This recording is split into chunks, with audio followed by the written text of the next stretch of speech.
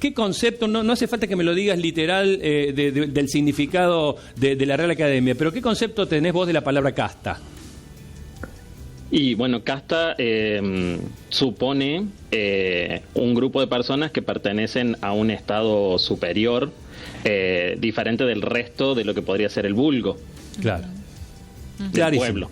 Clarísimo, me quedo con eso, después lo analizamos políticamente. Bueno, ¿es la primera vez que la Real Academia incorpora tantas palabras a la nueva edición del diccionario? No, en realidad no son tantas las palabras que incorpora, son 113 nada más que son 4.000 las modificaciones que agrega el diccionario. Esto quiere decir que se incorporan 113 nuevas palabras.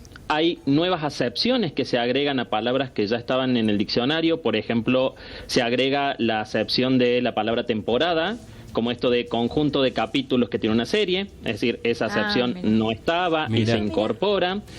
También se corrigen algunas definiciones que podían tener algún rasgo sexista o que no eran adecuados a los ámbitos o a los tiempos que estamos viviendo, y también se quitan algunas acepciones o se quitan palabras que han caído en desuso.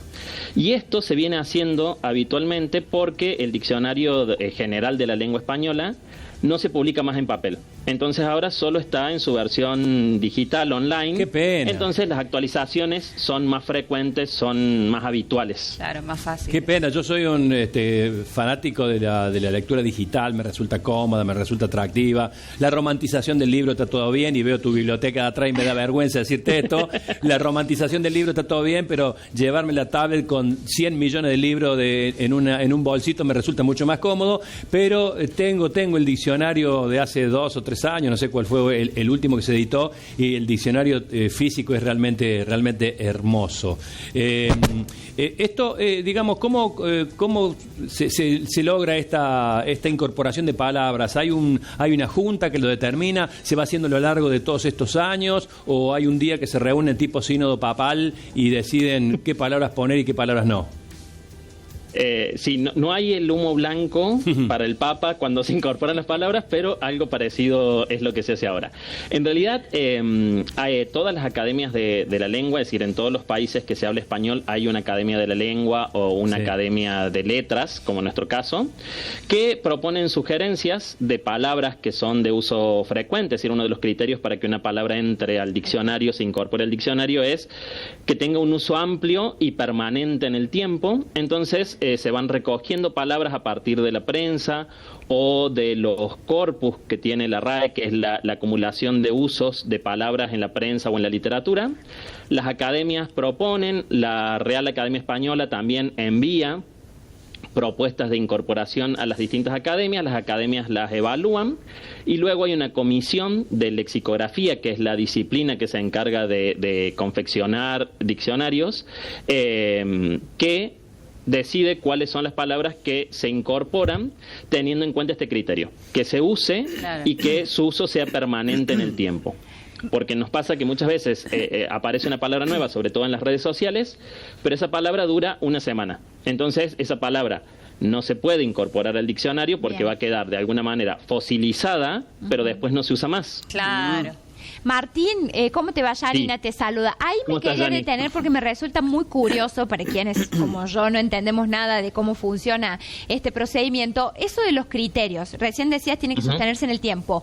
¿Por cuánto tiempo tiene que ser, por ejemplo, en Argentina, a nivel en todas las provincias? Para no caer también de convalidar a lo mejor modismos o estilos que tengan que ver con regiones, por ejemplo, que se utilicen palabras. ¿Cuáles son los parámetros, si lo podemos desmenuzar un poquito más, para que realmente una palabra pueda pasar a formar parte de lo nuevo?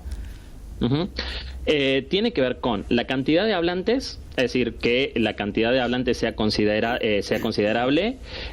No hay un número específico, pero sí que los hablantes la utilicen porque tienen necesidades comunicativas, entonces recurren a estos términos, y que por lo menos se pueda registrar en el tiempo, por lo menos en más de un año o en un año. Bien. esa palabra, sobre todo en la prensa y que aparezca en la literatura.